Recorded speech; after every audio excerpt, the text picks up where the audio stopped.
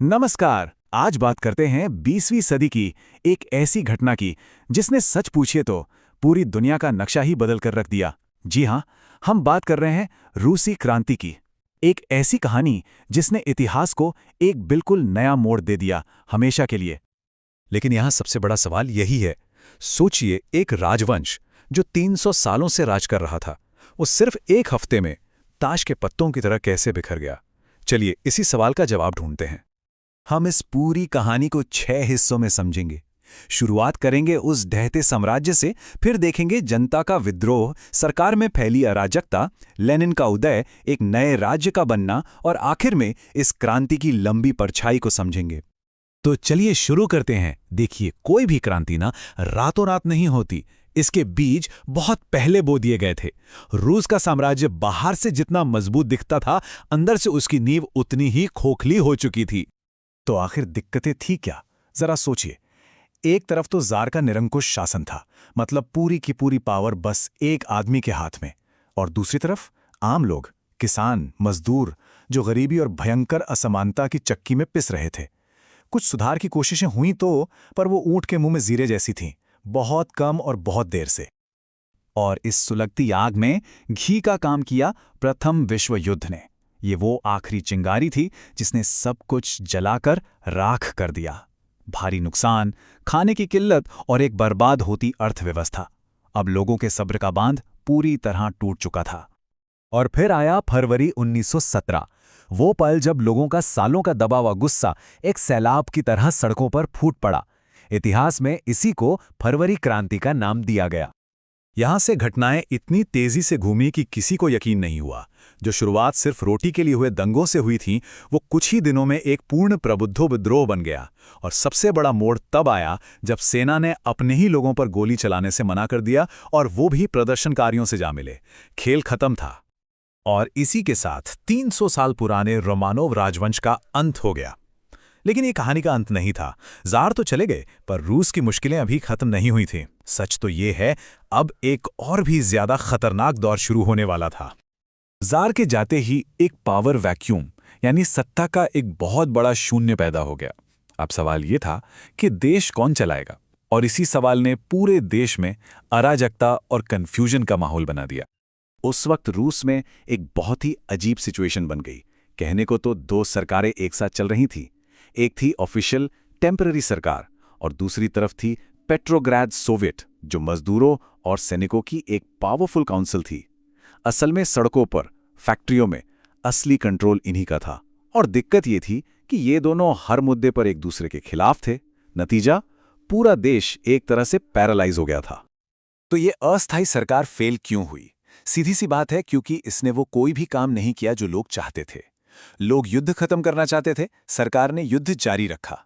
किसान जमीन चाहते थे, सरकार ने वादा पूरा नहीं किया। शहर भूखे मर रहे थे, और सरकार कुछ नहीं कर पाई। इस नाकामी ने एक और कट्टरपंथी ताकत के लिए दरवाजा खोल दिया।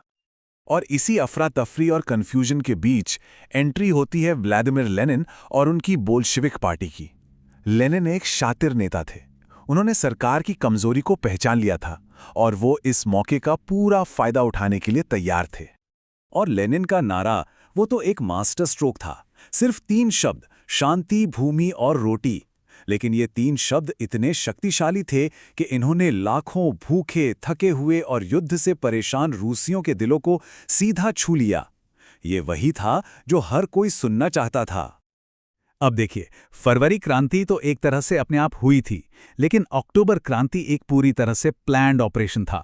बोल्शेविकों ने बिजली की तेजी से शहर की जरूरी जगहों पर कब्जा किया और सरकार को उखाड़ फेंका।